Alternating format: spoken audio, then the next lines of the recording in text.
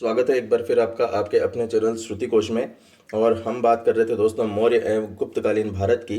तो इससे पूर्व हमने मौर्यकालीन भारत के बारे में बात की थी। इस वीडियो में हम बात करेंगे गुप्तकालीन भारत के बारे में। तो आइए शुरू करें हम गुप्तकालीन भारत। उससे पहले अगर आपने अब तक श्रुति कोश चैनल को सब्सक्राइब नहीं किया है तो आप सब्सक्राइब कर लें, जिससे कि आपको लेटेस्ट वीडियो प्राप्त होते रहें और आपकी जो तैयारी है वो सुचारू रूप से चलती रहे। दोस्तों, हम गुप्त काल की तरफ पहुंचे उससे पहले हम एक बार गुप्त काल से पूर्व की स्थिति के बारे में भी चर्चा कर लेते हैं, क्योंकि मौर्य साम्राज्य के पतन के बाद भारत में कई वंशों का शासन रहा, जिनमें शुंग है, सातवाहन है, कुषाण है आदि वंश जो थे वो शासन करते रहे। दोस्तों, उत्तर पश्चिम में जो स्थापित वंश है उन वंशों में कुषाण वंश जो था वो काफ़ी प्रमुख था इनमें, और इसका प्रमुख जो शासक था वो था कनिष्क। दोस्तों, कनिष्क को दूसरा अशोक भी कहा जाता है। जी हाँ, सम्राट अशोक जिनकी हमने बात की थी पूर्व के वीडियो में, तो इन्हें दूसरा अशोक भी कहा जाता है। और ये कनिष्क का जो साम्राज्य था ये काफ़ी विशाल था। इसकी योग्यता के कारण इसने इसको काफ़ी जगह फैला दिया था। दोस्तों, कनिष्क के समय में ही उत्तरी भारत में नागर शैली, दक्षिण भारत में द्रविड़ शैली और मध्य भारत में इन दोनों का मिश्रण जो है बेसर शैली वो देखने को यहाँ पर मिलता था। इसका काफ़ी विकास हुआ इस शैली का। तो उत्तरी भारत में कौन सी शैली? नागर शैली। वहीं पे दक्षिण भारत में कौन सी शैली? द्रविड़ शैली। और मध्य भारत में दोनों का ही प्रभाव, यानी नागर शैली प्लस द्रविड़ शैली, इसको कहा जाता था बेसर शैली। दोस्तों, कनिष्क के समय में जो गांधार शैली थी या उसको इंडो ग्रीक शैली भी कहा जाता है, ये महात्मा बुद्ध या किसी हिंदू देवता की पहली मूर्ति जो है वो इस शैली के अंदर बनी थी। तो ये किसके समय बनी थी? कनिष्क के समय में बनी थी।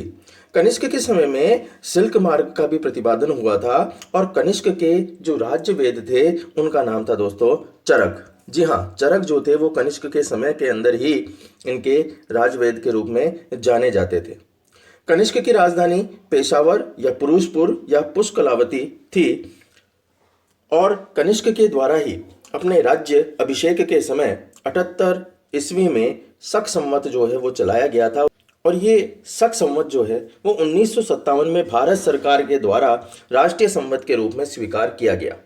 दोस्तों, कुषाण वंशों के जो सामंत थे वो सामंत ही प्रारंभिक गुप्त शासक थे, और वहीं से हम अगर बात करें तो एक गुप्त साम्राज्य जो था वो अस्तित्व में आया। चौथी शताब्दी में गुप्त राजवंश ने भारत की जो सत्ता थी वो संभाल ली और लगभग 200 वर्षों तक शासन किया। अगर गुप्त काल की बात की जाए तो दोस्तों, गुप्त काल के जो संस्थापक थे वो थे श्रीगुप्त, और श्रीगुप्त को गुप्त वंश का आदि पुरुष भी कहा जाता है। जी हाँ, संस्थापक कौन इसके? श्रीगुप्त। और श्रीगुप्त को क्या कहा जाता है? गुप्त वंश का आदि पुरुष कहा जाता है। इसके बाद के जो शासक हुए वो है घटोत्कच, और घटोत्कच गुप्त वंश के दूसरे शासक थे जो कि श्रीगुप्त के पुत्र थे। इसके बाद हम बात करते हैं दोस्तों चंद्रगुप्त प्रथम की। और चंद्रगुप्त प्रथम जो थे वो गुप्त जो वंश था उस वंश के वास्तविक संस्थापक माने जाते हैं। जी हाँ, श्रीगुप्त को संस्थापक माना जाता है, लेकिन गुप्त वंश का वास्तविक संस्थापक जो माना जाता है वो माना जाता है चंद्रगुप्त प्रथम को। और इनका जो शासक बनने का समय था वो शासक बनने का समय था दोस्तों 319 से 320 ईस्वी। और इन्होंने एक महत्वपूर्ण कार्य जो किया वो किया, लिच्छवी राजकुमारी कुमार देवी से विवाह किया। तो जब कुमार देवी से इनका विवाह हुआ तो इसके बाद जो था इनके साम्राज्य के अंदर कई परिवर्तन हुए। इनके द्वारा पहली बार महाराजाधिराज की उपाधि जो है वो धारण की गई थी, और 319 ईस्वी में इनके द्वारा गुप्त संवत जो है वो प्रारंभ किया गया था। इनके बाद हम बात करते हैं दोस्तों समुद्रगुप्त की। समुद्रगुप्त जो कि एक महान शासक हुए, और ये मान के चलिए कि गुप्त वंश का अगर हम विस्तार की बात करें, साम्राज्य विस्तार की बात करें, तो वो समुद्रगुप्त के समय में ही हुआ था, क्योंकि हर तरीके से ये जो काल था ये काफ़ी सुदृढ़ माना जाता था समुद्रगुप्त के समय में। इनके पिता जो थे वो थे चंद्रगुप्त प्रथम, और माता थी कुमार देवी जो कि लिच्छवी राजकुमारी थी, अभी हमने बात की। दोस्तों, इतिहासकार वीए स्मिथ ने इन्हें कहा भारत का नेपोलियन। देखिए, प्रश्न पूछा जाता है कि भारत का नेपोलियन समुद्रगुप्त को किसने कहा, तो वीए स्मिथ ने। और भारत का नेपोलियन किसे कहा जाता है, तो समुद्रगुप्त को कहा जाता है। दोस्तों, प्रथम गुप्त शासक जो कवि और गायक दोनों था, जी हाँ, समुद्रगुप्त प्रथम गुप्त शासक थे जो कवि और गायक दोनों थे।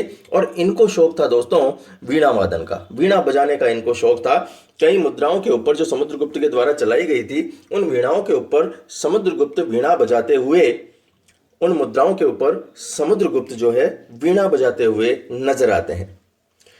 इनकी उपलब्धियों की जानकारी के जो प्रमुख स्रोत हैं वो हैं इनके द्वारा, जो इनके राज दरबार में एक हरिसेन नाम के राजकवि थे, संधि विग्राहक थे, उनके द्वारा लिखा गया प्रयाग प्रशस्ति।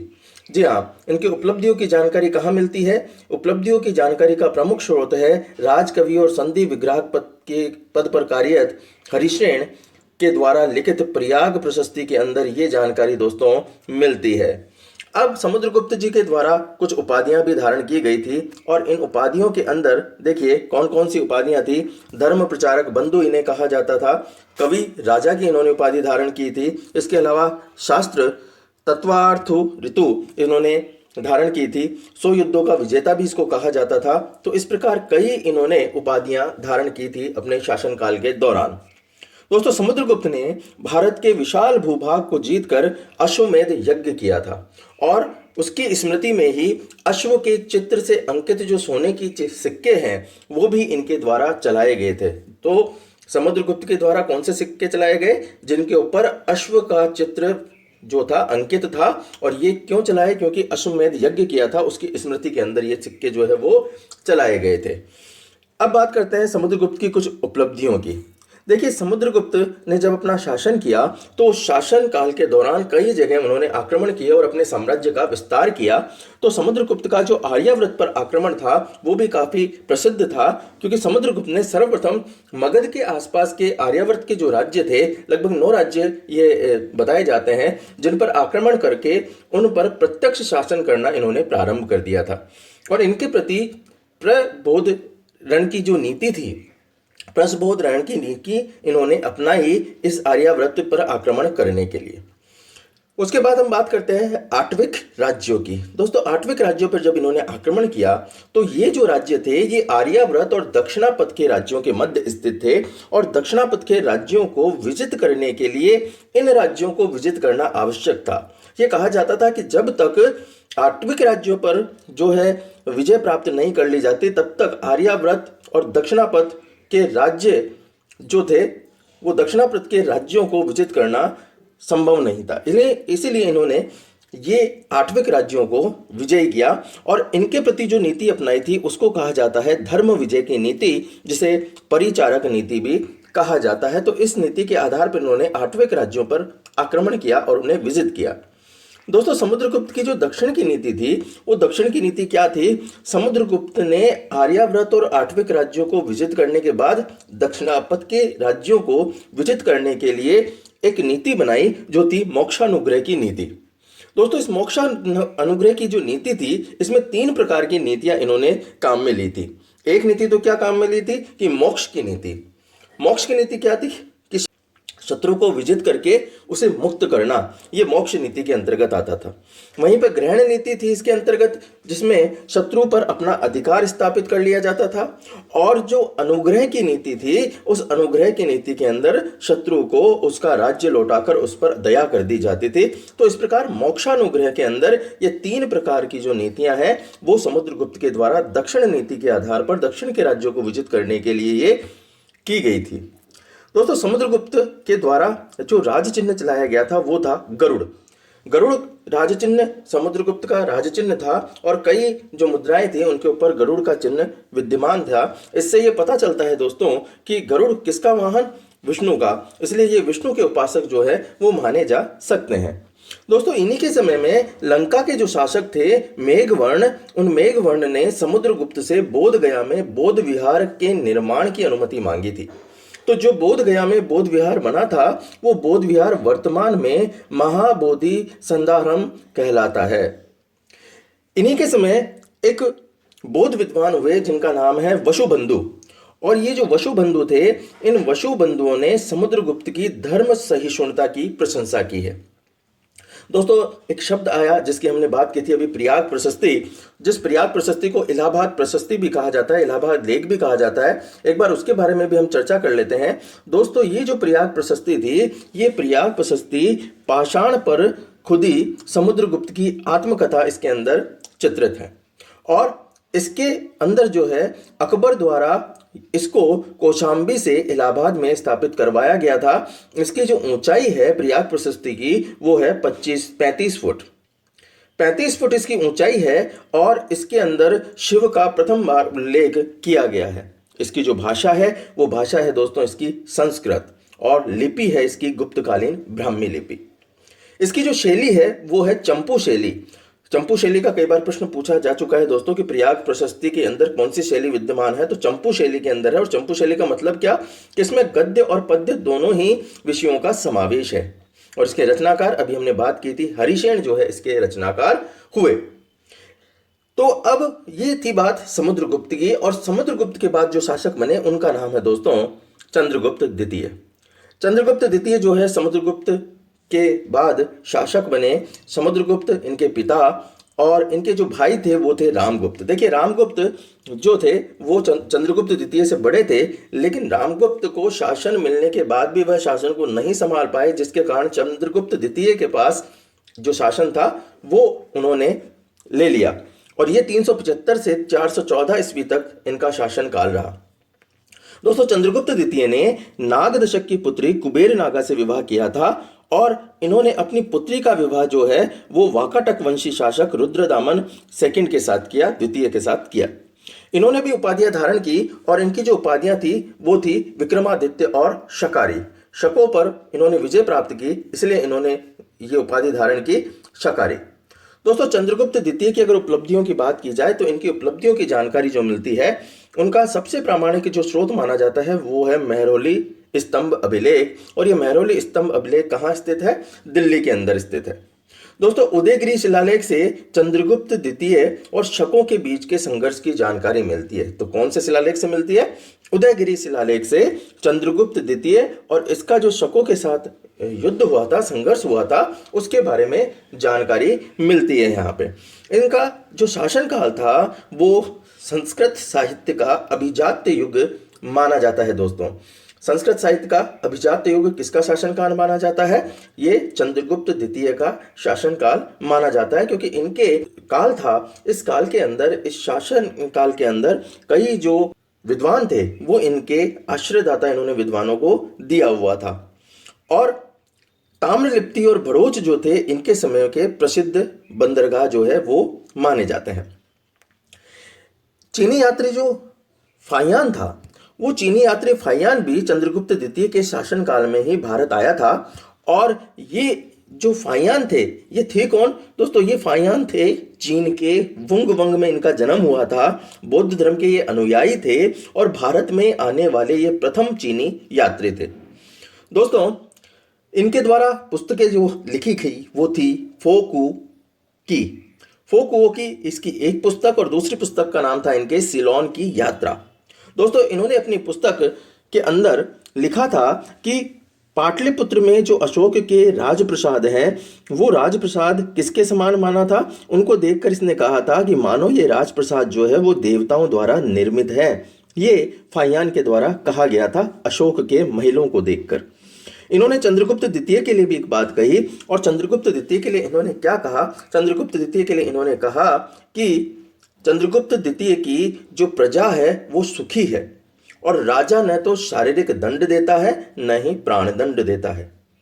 चांडालों के अलावा कोई भी मांस मदिरा का सेवन यहाँ पर नहीं करता है, और लोग घरों में ताले नहीं लगाते हैं। तो देखिए, प्रश्न क्या बनता है, प्रश्न ये बनता है कि किसके लिए कहा जाता है कि उसके शासनकाल में लोग घरों में ताले नहीं लगाते थे। तो चंद्रगुप्त द्वितीय के लिए कहा जाता है, या विक्रमादित्य के लिए कहा जाता है कि उनके जो शासनकाल था उसके अंदर लोग घरों में ताले नहीं लगाते थे।